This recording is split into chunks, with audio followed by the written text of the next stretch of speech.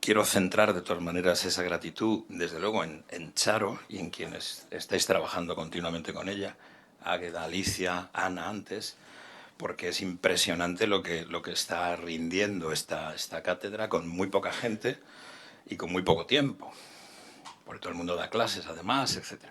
Después, desde luego, el cardenal Cobo ha hecho muchísimo por todo esto, esencialmente por Repara, y como también Repara ha ayudado a que esto surja, pues eso es un agradecimiento indudablemente debido. Y luego, dentro de Repara, pues a todo el mundo que estáis aquí. Lidia, que se ha dejado media vida en esto, Josito, un hombre autoritario y firme que nos mantiene a todos en el optimismo. El suyo no es tan trágico, el mío es un poco más, pero él nada. Valentín, en fin, bueno, y el resto de personas de Repara.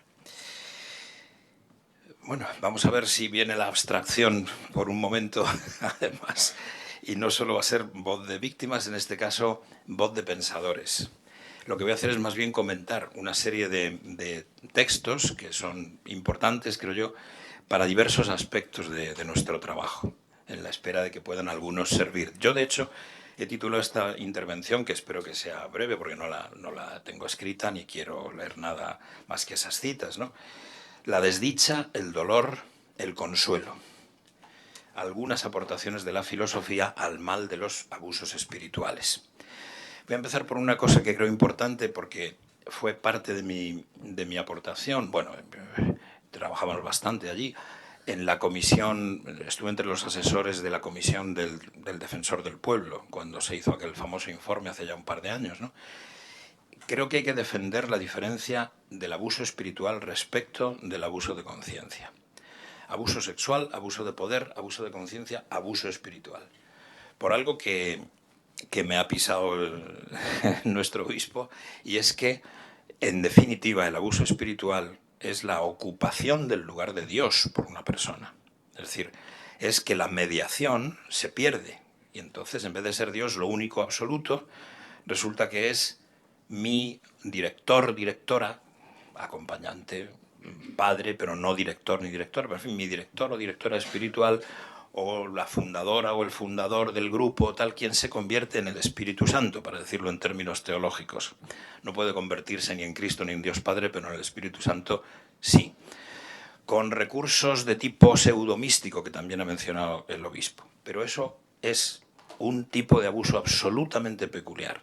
No es lo mismo que ocupar la libertad de una persona, que es lo que pasa en el abuso de conciencia, o tener a alguien bajo un abuso físico, de poder y sexual, que es, bueno, otro nivel de este tipo de cosas. El abuso espiritual debe tener un lugar especial y debe ser tratado de una manera más intensa que como normalmente lo entendemos, ya que se está reiterando, es bastante frecuente y es, pues, un objeto tanto teológico como filosófico como jurídico muy importante.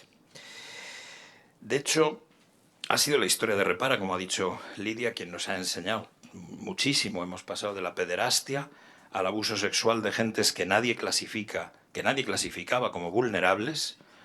Con eso hemos destruido de alguna manera ese tipo de generalizaciones, ¿no? Aquí hay un grupo de vulnerables y los demás no son vulnerables. No, todo el mundo es vulnerable. Es decir, puede ser vulnerado. Una vez vulnerado, pues ya está, ¿no? Se ha realizado algo que es posible en cualquier caso. Así que hemos pasado de la pederastia al abuso sexual de no vulnerables, del abuso sexual al abuso de conciencia y de esta al abuso espiritual. Y en la perspectiva de la sociedad entera. Es una enfermedad que parece en fase aguda, pero cuya historia no se ha escrito ni va a poderse escribir nunca. Quizá ha habido siempre una densidad de casos como la actual, desde luego la esclavitud, hasta a veces he recordado ya en estos ambientes o en los seminarios que hemos hecho, pues ya en la Didache aparece no corromperás a los niños. Es decir, que no es una cuestión, en alguna de las ediciones de la Didache, pero en fin, no es una cuestión reciente. Por supuesto la esclavitud, por supuesto el servicio de la gleba, en fin, hay una historia terrible de violencia en donde estos elementos han estado siempre presentes. Un libro reciente que hemos traducido, porque es otra de las tareas que hacemos, en colaboración con varias editoriales, Sígueme, PPC, llega a decir que el tipo de abuso sufrido por Cristo tiene que haber tenido algo de abuso sexual.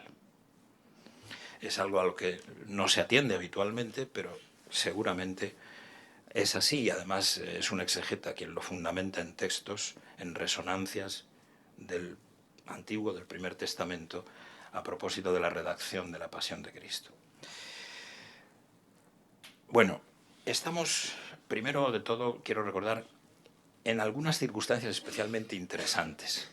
La más interesante, también ha sido mencionada, pisada por el obispo, es que nosotros queríamos colaborar a que el Vaticano empezara a tener en la parte penal mínima, en fin, de su código de derecho, precisamente este tipo de abusos, el abuso espiritual y el abuso de conciencia, es decir, la obediencia exagerada, la obediencia que en realidad es culpable, que es un delito. Es un pecado y es un delito. Y por fin parece que sí. Tucho Fernández, si me permito llamarlo así, ha anunciado que va a haber algo de eso pronto. Es decir, que nuestro impulso para producir por lo menos algunas directrices en ese sentido, algunas ideas, pues se va a ver correspondido incluso a lo mejor antes por la iniciativa vaticana, que esperemos que sea suficientemente clara, porque esto puede ayudar enormemente, ya que hay que ver en cuántos foros distintos, pues yo me encuentro con religiosos y religiosas, muchas veces también de clausura, contemplativos, muy preocupados por estas cuestiones y que no saben muy bien cómo manejarlas, porque evidentemente la tradición de la obediencia está en los estatutos de todas las órdenes más clásicas, no solamente de las más recientes. Y por tanto ese es un tema absolutamente central. Hay una segunda circunstancia, las conversaciones a propósito de las indemnizaciones aquí en España, que como sabéis hay cierto combate en ver si Bolaños por un lado, Argüello por el otro, o al final los dos juntos o los dos disociados, ¿no?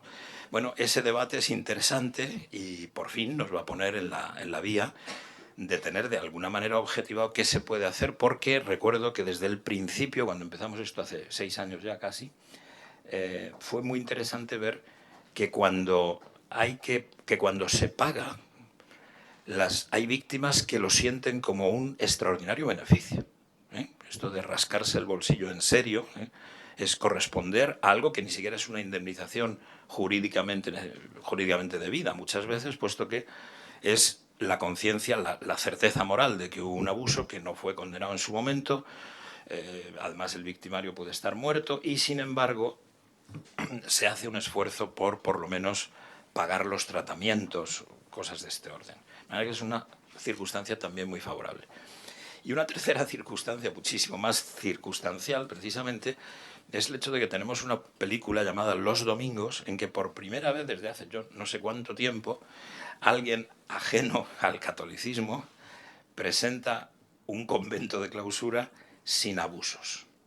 Porque una de las cosas que estamos comentando desde hace ya tiempo también en la cátedra es la dificultad de encontrarnos con órdenes religiosas o con institutos religiosos de muchos tipos en donde hay algunas zonas de esos lugares donde se puede hablar incluso del incesto espiritual. Y a lo mejor al lado hay otros conventos donde en absoluto ocurre eso.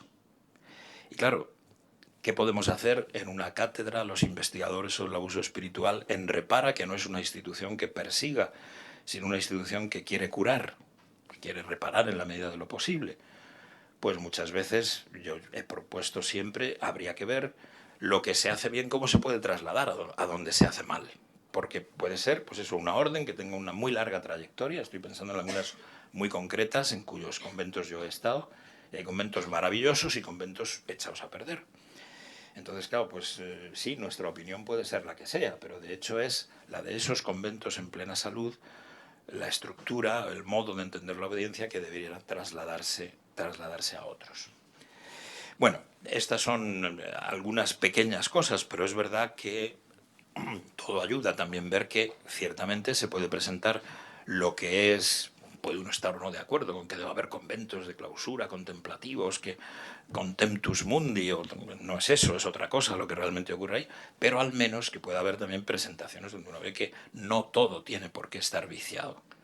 Y eso es esencial, ya que hay muchísima gente que está dejándose la vida porque las cosas sean como deben ser, y hay muchísima gente buena, Yo creo que la gente más buena que yo he conocido han sido varios curas y la gente más mala que he conocido han sido varios curas, ¿eh? Entonces, lo primero hay que respetarlo enormemente y, bueno, darle curas y no curas, gente que ha estado trabajando por la vitalidad de la Iglesia y que entrega su vida a eso con una limpieza y una sinceridad enormes.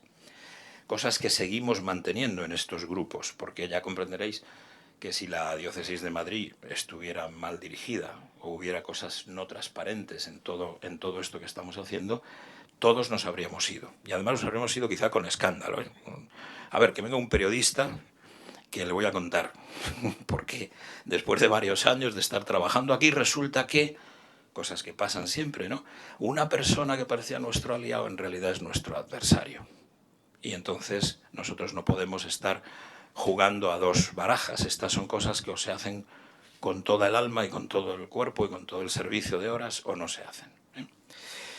Bueno, con esto aún no he empezado y tengo que terminar bastante pronto, creo. Cualquier señal que me haga Charo, terminaremos. Precisamente porque esta manera de desarrollar a base de citas estas cosas pues permite una elasticidad muy, muy grande. Una cita de San Ambrosio, primero de todo. Matamos a quienes no ayudamos pudiendo hacerlo. Así, por las buenas, ¿eh? No hay matices en eso, ¿eh? Esto lo cita Santo Tomás Moro en su diálogo sobre el consuelo en la tribulación. Hasta el título está mal traducido, pero bueno, es ese diálogo. Y Agustín matiza con una cierta ironía esa expresión de uno de sus maestros no maestros, ¿no? Escribiendo algo que es muy útil recordarlo y que en Repara es también un lema, bueno, no dicho, que no está puesto allí en la pared, pero que en cierto modo está siempre presente. Da a todo el que te pida, pero no todo lo que te pida. Esto es fundamental. En realidad, el dar en este sentido es muy complicado porque no debes dar ni lo que tú quieres simplemente, ni dar lo que el otro quiere simplemente. Es una especie de diálogo muy peculiar hasta encontrar el punto justo. Repara parece haber verificado una expresión que es muy de estos pensadores existenciales a los que ahora me voy a referir, que son los que realmente más verdades sobre estos temas creo que contienen. Hay una expresión de Kierkegaard en sus diarios que me parece perfecta. Lo que hago lo entiendo mucho mejor después. Esto es fundamental. Yo puedo haber pensado una cantidad de cosas. Esto es Blondel. Hay muchos. Quiero citar esos nombres, porque esa gente no es abstracta. Es utilísima. Es utilísima. Y tenemos que volver a recurrir a ellos y no simplemente estar pendientes pues, de los medios de masas de comunicación social actualmente o de lo que sea. Lo que hago lo entiendo mucho mejor después. Es decir, en la acción se gana verdades que antes de la acción, por mucho que uno las haya pensado, no las conoce. Y una vez que ha habido esa acción, resulta alimentada la persona que ha actuado así y también aquella sobre la que ha actuado, ¿no? Con novedades que tienen que ser entonces integradas de una manera muy particular porque, como ya ha dicho también Lidia, la comunicación, lo habéis dicho todos los que habéis intervenido en el primer panel, ¿no? La comunicación aquí no puede ser general, protocolaria, aunque tenga que haber protocolos, sino que tiene que ser realmente, por así decirlo, de existencia a existencia. Tiene que ser algo muy individualizado, porque si no hay esa conmoción, entonces no ocurre absolutamente nada. Y esa conmoción no tiene recetas. Tiene pautas de tipo psicológico, filosófico, antropológico, teológico, que deben ser conocidas para poder ser aplicadas en el momento. Pero no hay pautas realmente. Y creo que esto ha sido una de las grandísimas virtudes de nuestro amplio y extraordinario grupo de psicólogos y escuchas. Y hay otra afirmación de estos filósofos, Jaspers, Kierkegaard. Sigo repitiendo sus nombres porque interesa que los leáis alguna vez, aunque las traducciones no todas sean buenas, pero en fin, de esto ya. Toda afirmación directa de la verdad destruye la transmisión de la verdad. El otro no escucha realmente porque no se le está preguntando nada. Esto es de una importancia extraordinaria. Cuando estás comentando las cosas, por ejemplo yo ahora mismo también, las cosas en las que creo, las muchas que puedo aquí decir si me da tiempo, tiene que ser de una manera que esté de algún modo interrogándoos. de lo contrario, que son verdades ya sabidas, cosas que puedo traer de unos u otros pensadores y lanzarlas y decir esto es verdad, porque yo juro que es verdad, que para algo soy académico, caramba. Y pues, evidentemente eso es ridículo. Y además es del todo contraproducente, destruye la verdad misma. Una experiencia muy repetida que he comentado en muchos foros es que en Repara creo que hemos aprendido absolutamente a que antes de decir la verdad hay que hacer la verdad. Porque decirla, ahora vamos a ver largos desarrollos, bueno, no largos, imposible, sobre eso en Simone Weil, por ejemplo, decirla, puedes intentar decir de entrada a cualquier víctima, tú eres absolutamente inocente, estás en la integridad de tu potencia espiritual, de tu potencia psicológica. Han sido otros los que te han pisoteado, los que te han clavado en una cruz, los que te han... Pero puedes tener esa... Evidentemente, eso sería lo peor que podría hacer un escucha o un psicólogo en una institución como Repara. No puede ser. Hay que escuchar, no lanzar esas expresiones. Pero la escucha tiene que ser un hacer verdad. Es decir, tiene que ser una escucha donde efectivamente las lágrimas van a estar presentes casi seguro y probablemente las dos personas que intervienen en el diálogo, una estará callada y la otra hablará, pero es un diálogo intensísimo, que tiene además la virtud, si es que ha sido un diálogo, de poderse prolongar, de que haya una segunda, una tercera vez. Es decir, que se haya encontrado un amarre en otra persona con la que uno puede curarse a sí mismo de alguna manera gracias al apoyo del otro. Esto es absolutamente esencial. Por tanto, claro que se puede hacer la verdad de muchas maneras, con la actitud, con el silencio, por supuesto con la escucha sincera, sin estar, no sé, mirando el reloj a cada momento. Hay mil, incluso recetas y hasta trucos, pero eliminemos recetas y trucos.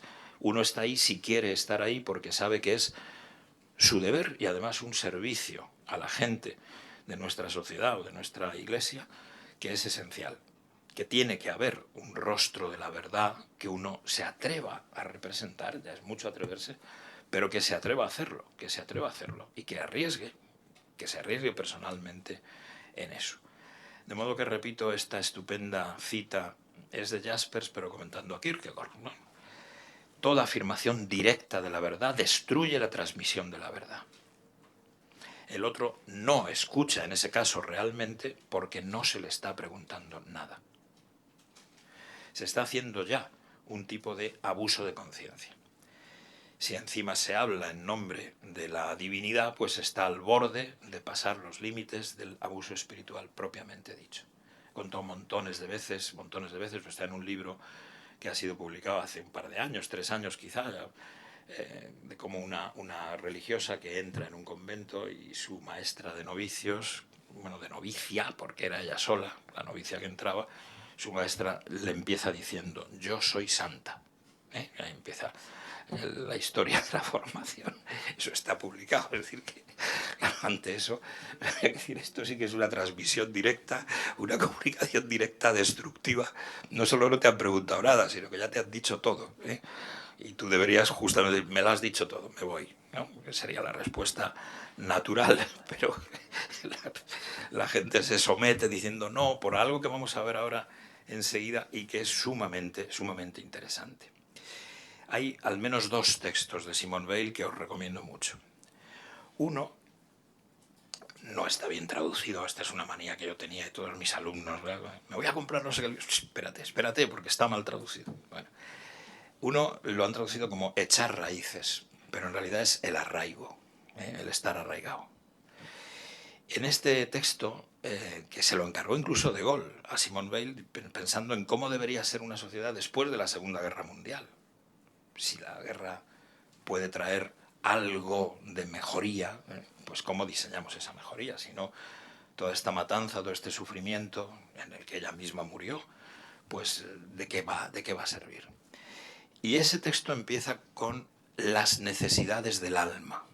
Y ese es un texto esencial, que no, yo creo que casi nadie lo conoce, y es de obligada lectura, vamos, seminarios de Charo y tal, a ver, las necesidades del alma, sabiéndolo de memoria y sabiendo comentarlo. Porque nada más empezar, voy a ir traduciendo las citas, Dice Simone Weil, el hecho de que un ser humano posee un destino eterno no impone más que una única obligación: el respeto.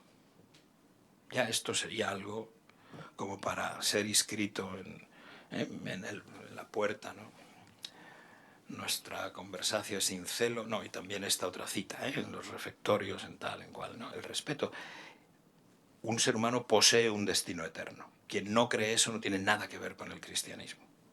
Probablemente tampoco con la humanidad, pero en fin, lo del destino eterno, por lo menos un anhelo de destino eterno, ¿no?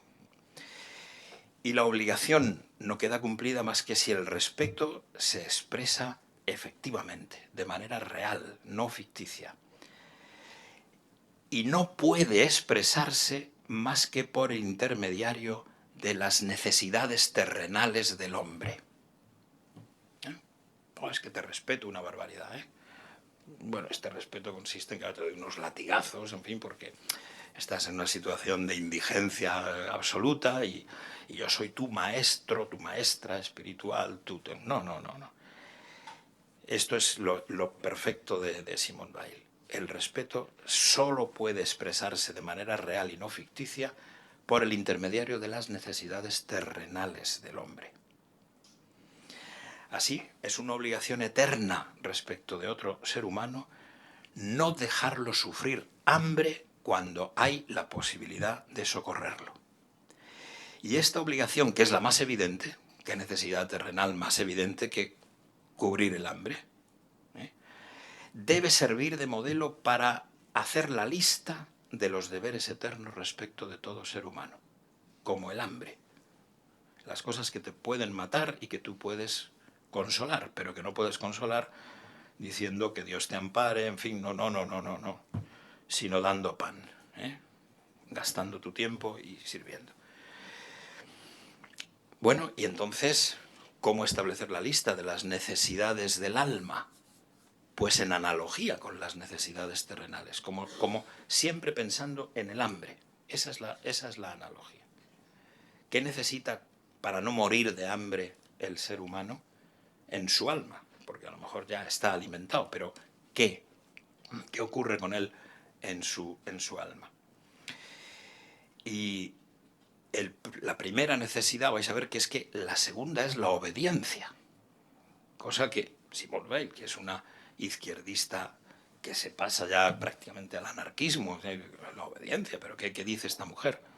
Esta mujer tan rara, tan extrema, tan extraordinariamente veraz, infinitamente interesante, aunque sea a veces para decir esto no lo puedo seguir o aquí te has equivocado, pero desde luego, vamos, no se puede ser ni más claro, ni más sincero, ni más duro expresando las cosas que uno piensa. La primera necesidad del alma, y la que está más cerca de su destino eterno, es el orden. Es decir, un tejido de relaciones sociales tal que nadie esté obligado a violar obligaciones rigurosas para cumplir con otras obligaciones. Que ninguna verdadera obligación se deje de cumplir porque ha interferido otra. La obligación para con mis padres porque es que ahora estoy retenido, retenida en un convento y no puedo, y no. Conozco órdenes contemplativas que contemplan de 1 de la mañana a 1:30 porque se han llevado a sus padres al convento a cuidarles. Entonces, pues claro, ¿dónde está la contemplación? Nos pasamos 4 horas haciendo dulces para sobrevivir, 6 horas cuidando a papá y a mamá, y luego cuando llega la 1 de la noche digo, voy a contemplar un poco, probablemente a caer rendida de sueño, ¿no?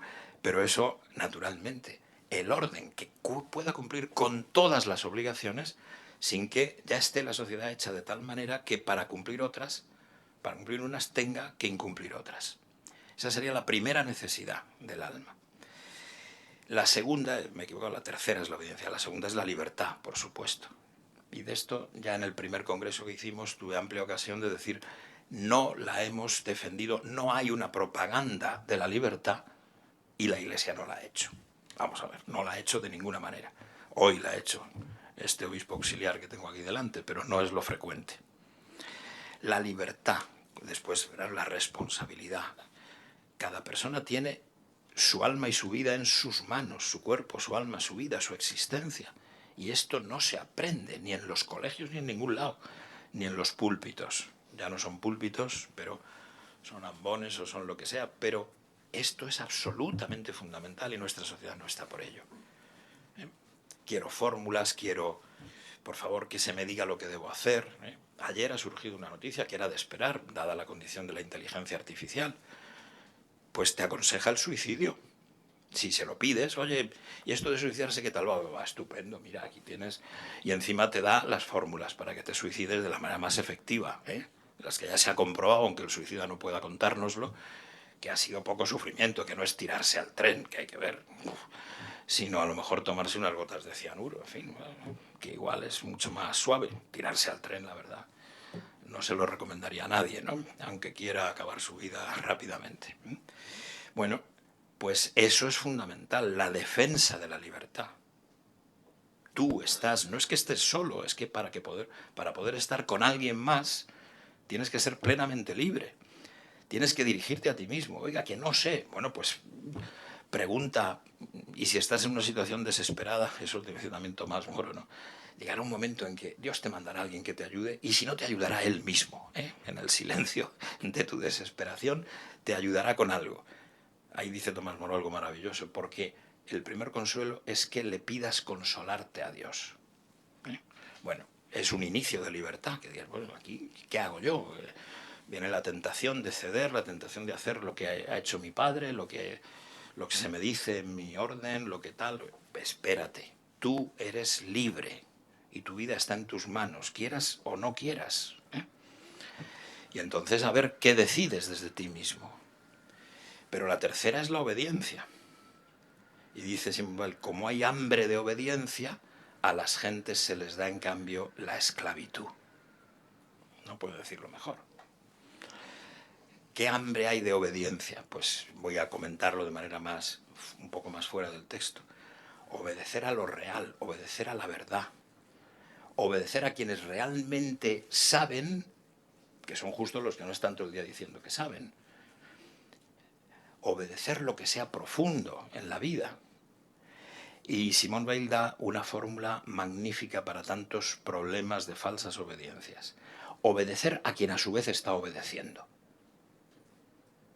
No obedecer a quien es una fuente de autoridad, que a lo mejor, bueno, claro, cortocircuita diciendo el Espíritu Santo y yo hemos decidido que tienes vocación, por ejemplo, ¿no? Que es una frase de nuestras víctimas frecuente. El Espíritu Santo y yo y tal. Solo Santa Catalina de Siena, que yo conozco en toda la historia de la mística, pudo a veces decir yo quiero, pensando que lo decía Cristo mismo con ella. Pero Santa Catalina de Siena hay una, no hay tantas como parece que hay hoy en día, no, ni hablar. Y eso supone justo una identificación extraordinaria con el servicio al prójimo, con las necesidades del alma que uno cubre como si fueran las necesidades del cuerpo. Naturalmente, la descripción de lo que es aquí obediencia, claro, es consentimiento y no miedo, claro, no miedo del castigo, no deseo de la recompensa. Ya sabéis que cuando una organización, hemos tomado mucho el modelo, claro, pues de las organizaciones religiosas donde la obediencia está mucho más presente que en otros lugares. Podríamos haber también tomado pues el modelo de la universidad, donde el que no obedece, pues palo y caída en desgracia. Pero bueno, no, vamos a tomar un modelo en donde la obediencia ya es algo que está arraigado en la sangre misma de la institución. No el temor del castigo, no la búsqueda de la recompensa. En las sociedades ponzoñosas, ¿no? Pues lo que hay es continuamente castigos y recompensas, a lo mejor sobre el mismo tema, de un día para el otro, hasta desconcertarte por completo, ¿no? Haz esto, haz lo otro. Ahora te quiero mucho, ahora te aborrezco.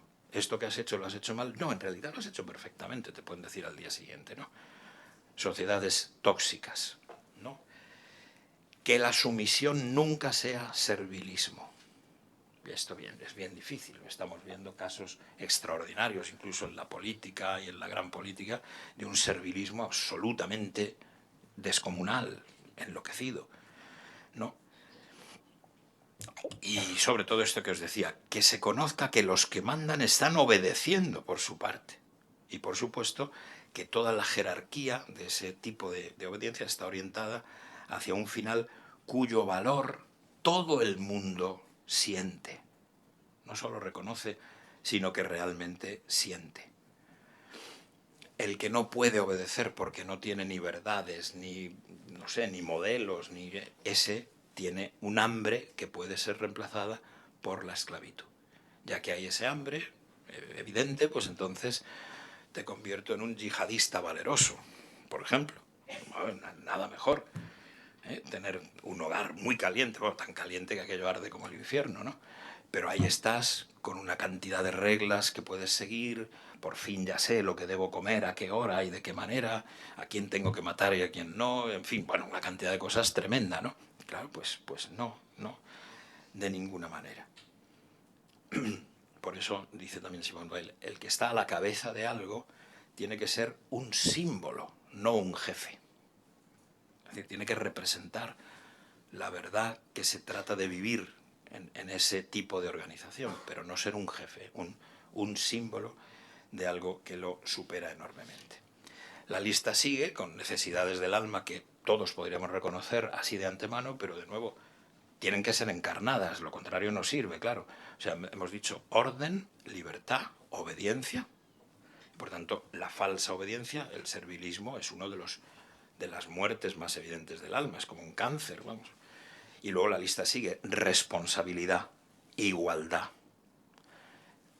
jerarquía, es decir, que se reconozca pues, un mérito o lo que sea, ¿no?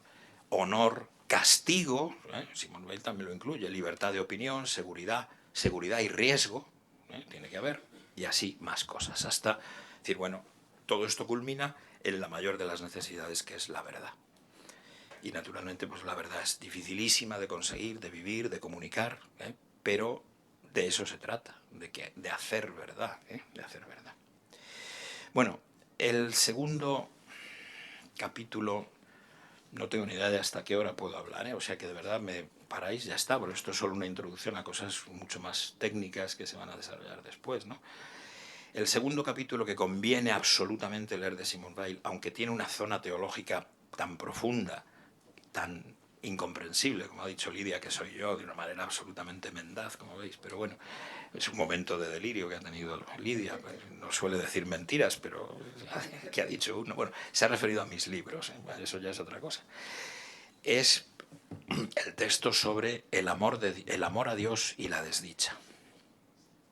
Texto de una importancia capital, porque prácticamente cuando empezamos el trabajo en Reparaim no hay nada sobre esto como no sea ese texto de Simone Weil, donde se nos dice algo que es lo que estamos viendo continuamente, o lo que están viendo sobre todo, ya que yo no puedo ver víctimas porque no soy un especialista. Es decir, veo a gente que a veces me ha exigido hablar conmigo, entonces me he encontrado con casos tremendos, 4, 5. El día que se murió Pepe estaba yo atendiendo a una víctima, precisamente, esa mañana. No era exactamente una víctima de abuso sexual, sino de un abuso de poder monstruoso, con dinero por medio, con acusaciones feroces, con calumnias tremendas. Bueno, pues un par de horas, claro, allí junto a Repara, en una esquina, en un café. Bueno. Y os digo, este texto es en el que Simone Weil dice, hay un tipo de sufrimiento que pasa más allá del sufrimiento, que se convierte en la desdicha, mejor que decir desgracia, desdicha, porque es cuando resulta que la víctima se cree culpable de alguna manera. O sea, se ve lanzada al terreno de lo perverso. Más que de lo perverso, los casos que yo he atendido, yo soy una mierda. Yo no tengo arreglo de ninguna clase. Bueno, y él dice ella, la desdicha se apodera del alma y la marca hasta el fondo, con una marca que no le pertenece más que a la desdicha, que es la marca de la esclavitud. La marca de la esclavitud. La esclavitud, como se practicaba en la Roma antigua, es la forma extrema de la desdicha. Los antiguos, que conocían bien esto, decían, un hombre pierde la mitad de su alma el día en que lo hacen esclavo. Y ella dice eso, que cuando se pasa a la desdicha, hay un pedazo de ti que te han quitado. Y que ya veremos si se puede o no recuperar, pero que te lo han quitado. Y que es un tipo de sufrimiento tal que realmente casi no admite ni empatía, que solo el Cristo podría empatizar con eso. Y que personas que están en esa situación normalmente ni siquiera quieren ser ayudadas, ni quieren ayudar a otros. O sea que es una situación que puede ser tan tremenda que, como ella dice, desaparezca. Es un texto que se parece mucho a otros de Santa Teresa del Niño Jesús. Que desaparezca del horizonte cualquier cosa que tú puedas amar todavía, pero entonces la cuestión es que aún tengas un cierto deseo de amar a algo que pueda aparecer alguna vez. Si te queda eso, no has pasado del lado del desastre. Te tiene que quedar eso. Pero es como en una regioncita mínima, en un núcleo íntimo, profundísimo de tu alma, donde tú digas, donde todavía, claro, eso es lo que te puede llevar a pedir ayuda o a estar un poco atento a que las cosas que pasan te digan de repente algo que nadie, nada te ha dicho hasta el momento. Puede ser un texto, evidentemente los textos cristianos tienen eso, una tremenda fuerza de persuasión, porque es claro que, como dicen los ortodoxos, yo he descendido al fondo. No, más al fondo que yo está el Cristo. Siempre está más abajo. Bajó donde nadie más puede bajar. La cruz, a los infiernos, ¿no? Está más abajo siempre. Claro, poder reconocer eso, claro, es de una ayuda enorme. Bueno, Simone Weil sigue diciendo que cuando realmente hay desdicha, es una especie de desarraigo de toda la sociedad que tiene que afectar no solamente a lo psicológico, sino también a lo social y a lo físico. Que la desdicha es un sufrimiento extremo que se da en todo, es decir, que tú tienes el cuerpo mal, el alma mal, las relaciones sociales cortadas, y como vemos tantas veces, pues claro, la relación con Dios muchas veces también ya ha quedado fracturada, porque ahí se ha metido el mal espíritu de quien quiera que sea, ¿no? Que ha ocupado el lugar del espíritu, que te ha derivado por algún tipo, yo que sé, de práctica ascética completamente enloquecida, ¿eh? Tenía yo un amigo cuando estudiábamos, bueno, yo no pude estudiar, me hicieron profesor en vez de estudiante en el TUP, ¿no? Necesitaban profesores, yo quería estudiar. Y había allí un alumno que había estado en una de esas órdenes en las que les mandaban cosas tan absurdas que es que un día vieron que se llevaron con una camisa de fuerza al maestro de novicios. Ya, claro, ya decíamos nosotros que esto no podía ser, ¿no? Bueno, se salvaron gracias a la meticulosidad de los enfermeros y de los psiquiatras que intervinieron a tiempo. Bueno. No os leo más sobre lo que significa desdicha, pero es impresionante que lo veáis, porque puede haber exagerado, claro, esta mujer en su extremosidad puede haber ido, pero muchas veces es lo que ocurre. ¿Quién puede penetrar en ese terreno? ¿Quién puede tener empatía con algo que es de una hondura terrible? Porque tú sabes desde el principio, y ella lo sabe también, esa persona sigue siendo inocente, sigue siendo... pero es que le han quitado un pedazo, y ese pedazo...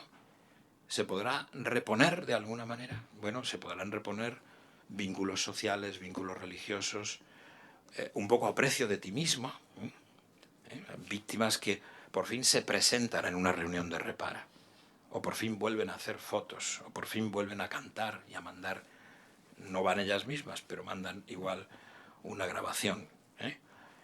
Personas que vuelven a adornar su cuerpo después de haber prescindido de eso radicalmente, cosas de este orden. Bueno, yo insistiría muchísimo en un tema que es muy difícil, y es, hay que llamar a la experiencia del mal como mal de una manera y a la experiencia del dolor, del sufrimiento de otra. Porque la confusión es tremenda. ¿Qué es el mal? Sufrir. No, hombre, no.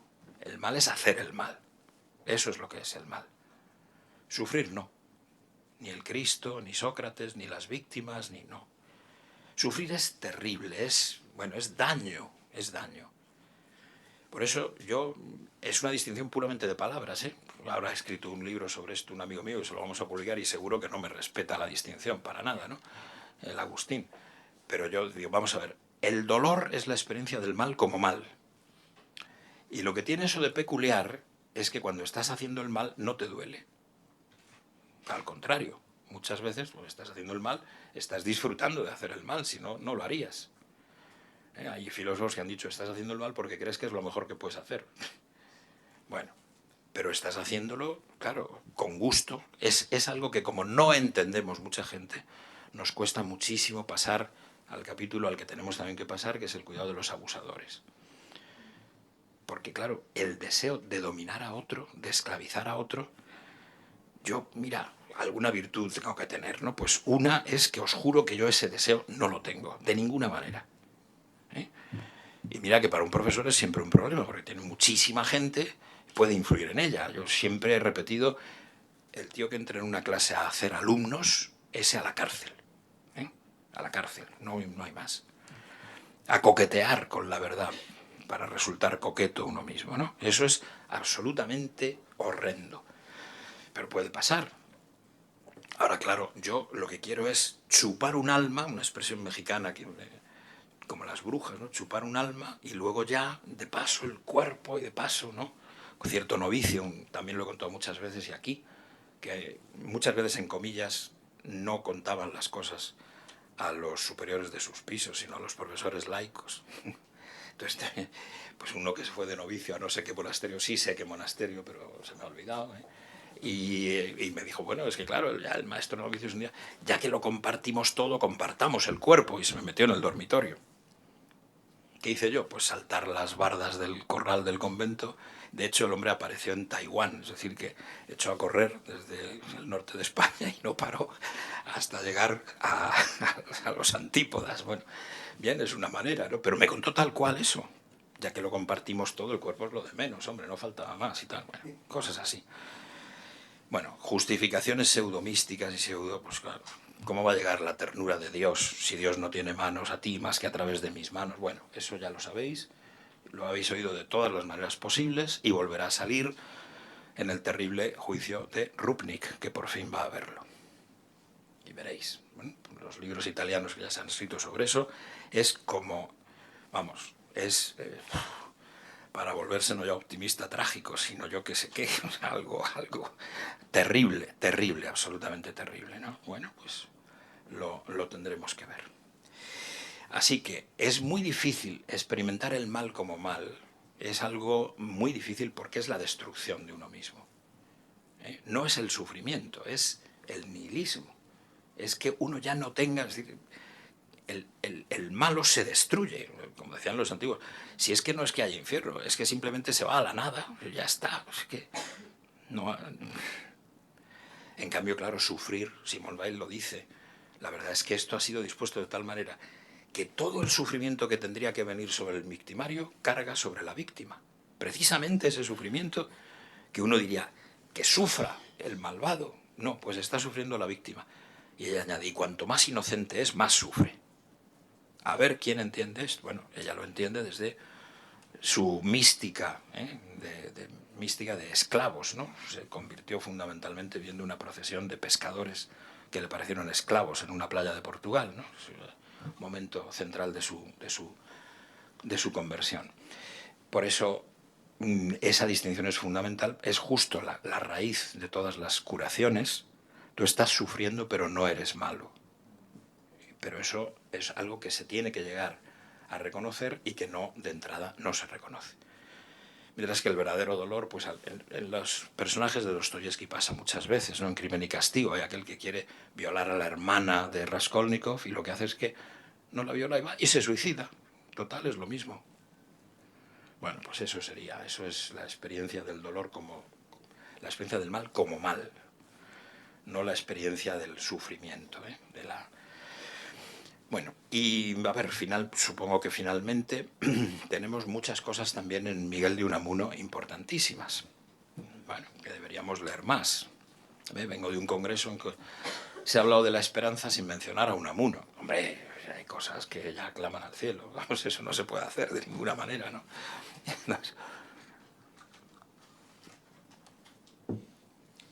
Sobre todo hay un texto de Unamuno muy singular, en un momento muy preciso de su vida, en la vertiente entre dos posiciones suyas, una de un optimismo loco y otra pues la que oficialmente ya tiene después, el sentimiento trágico y tal, que es una conferencia extraordinaria, la primera que dio en el Ateneo de Madrid, que se titula Nicodemo el Fariseo. Texto de obligada lectura, sobre todo para españoles, pero en fin, también para hispanoparlantes y brasileños, en fin, todo. Y ese de la esperanza que no había leído Unamuno era brasileño. Bueno, pero no tiene disculpa, de todas maneras, ¿no? Bueno, en ese texto, Unamuno hace una distinción que es esencial también para Repara. Tu acto en el tiempo es irreparable, sin duda, pero ¿lo es acaso su raíz en la eternidad?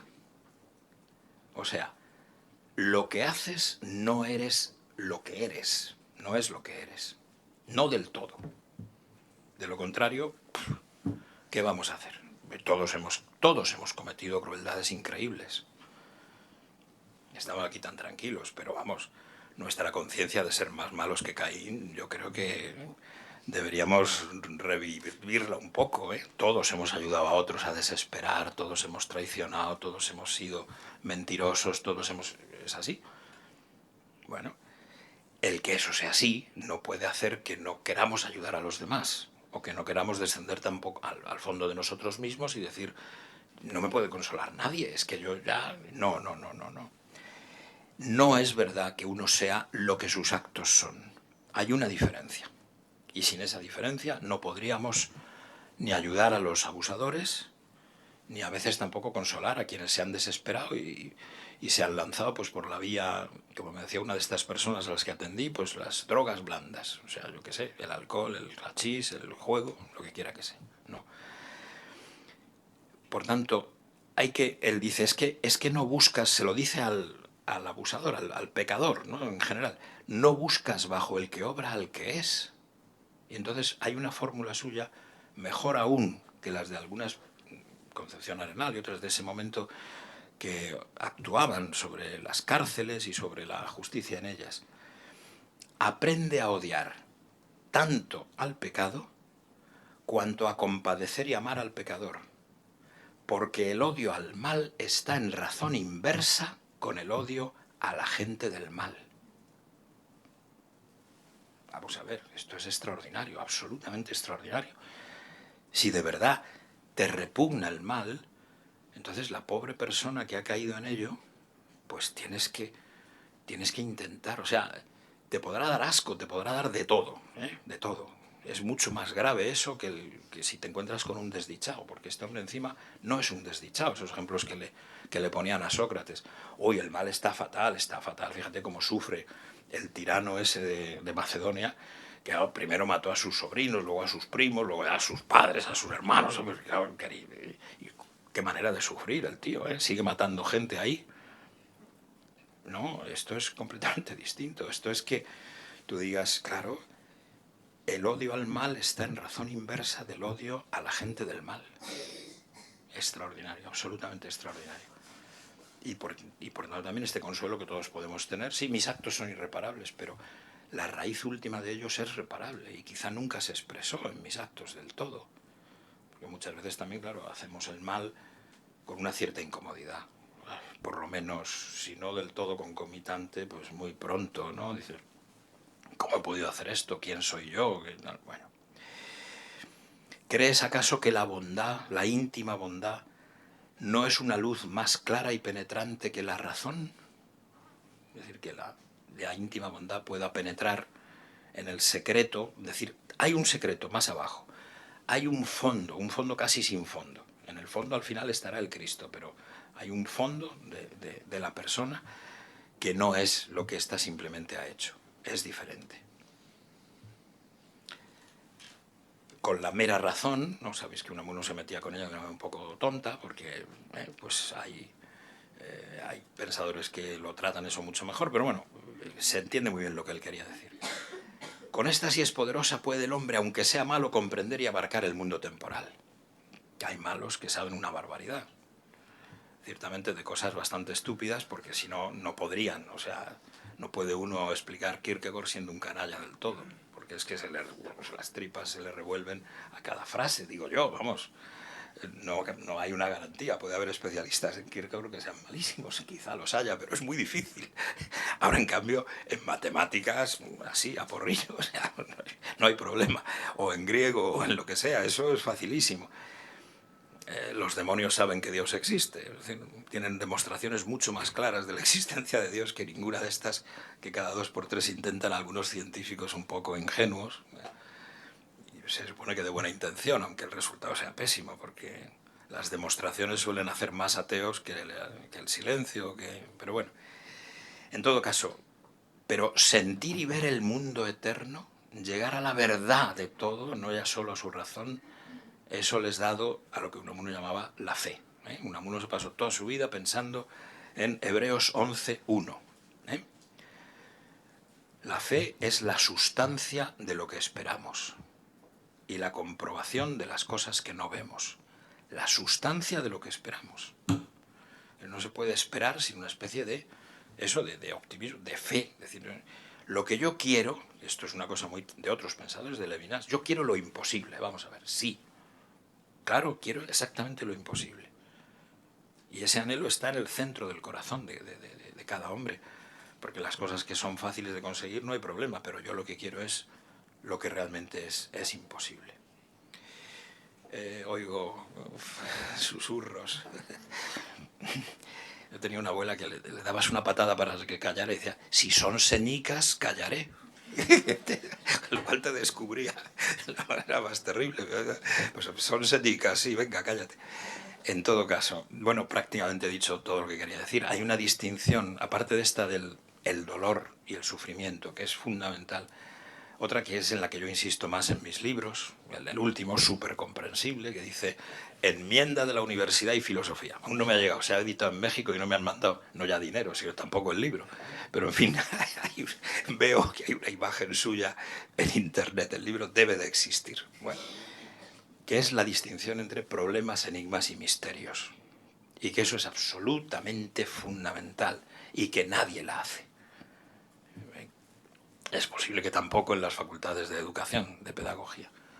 Los problemas se resuelven, en los misterios en los enigmas se profundiza y los misterios nos envuelven toda la vida. Toda la vida. Y hay toda una serie de misterios sucesivos que se van presentando al hombre y que van... Eso es fundamental. Si no pensamos en eso, no creemos en el punto por donde empecé. Los hombres tienen un destino eterno. O tienen deseos y esperanzas infinitos, locos, ¿no? Decía muy bien Levinas una vez, ¿no? Lo que uno quiere es que las lágrimas que en este momento están brotando estén ahora consoladas. Pero si no hay consolador, hay solo el que está haciendo llorar. Bueno, pues eso imposible es lo que quiero. Quiero que el pasado sea corregido. Las cosas que algún escritor está siempre insistiendo, nada, el pasado no se puede corregir. Sí, señor, el pasado se puede corregir. Bueno, eso es fundamental, porque si no vemos en el otro más que un problema, o si pensamos que los dolores del otro, o sus pecados, sus males, ¿no?, tienen siempre una fórmula rápida, una pastilla, un concentrado de terapia de Valentín, ¿no?, que pueda tomarse no como el cianuro, sino como un contraveneno, ¿no? Y se toman una pastilla y ya. O te conectan, como pasa con los alien y los tal, ¿no?, que te metan aquí un enchufe y entonces te dan un tramo de esperanza hacia lo bestia, ¿no? No, si pensamos que todo lo que nos pasa es un problema que tiene una fórmula para ser arreglado, no tenemos ni idea de lo que es un ser humano. No estamos ante un ser humano como ser humano. Ni siquiera cuando lo entendemos como un enigma de belleza, de mal, no, es mucho más que eso. Esto habría que defenderlo con detalle y a mí me parece que es la tarea fundamental de cualquier pedagogo hoy, pero yo creo que de esto la gente, vamos, pasa olímpicamente. Todo el mundo está, pues eso, a las fórmulas que les pueda dar la inteligencia artificial, donde, como sabéis, claro, la inteligencia artificial pues va contestando según la cantidad de cosas que se le ha ido metiendo. El otro día, última anécdota, pero creo que ya la he contado también en Reparo alguna vez, ¿no? Estábamos en un sesudo seminario, como son los míos, esta misma tarde tengo uno, no podré estar aquí, y estábamos, como también es mi costumbre, denigrando a Heidegger. Y entonces, una de las presentes, que es medio hacker y tal, pues se conectó al chat GPT para que apareciera como una de las 300 personas que teníamos conectadas, ¿no? Y entonces el chat GPT, pero no lo sabíamos, parecía allí pues, como una especie de rostro, lo que fuera, Felipe, ¿no? Entonces empieza, ¿pero qué está usted diciendo? Claro, denigrar a Heidegger no es lo que hay almacenado ahí. Lo que hay es toda clase de alabanzas. Entonces me puso verde la inteligencia. Y bueno, repetiré esto 100 veces y entonces la inteligencia artificial, cuando alguien alabe a Heidegger, dirá, pero hombre, por favor, qué insensato es usted. Pero eso fue lo que hace. Claro, buscarse fórmulas de ese estilo para vivir es mucho más corriente hoy que buscar la libertad, la responsabilidad, todo esto otro. Bueno, pues muchas gracias por vuestra atención. Perdonad si me he alargado, que seguro que me he alargado.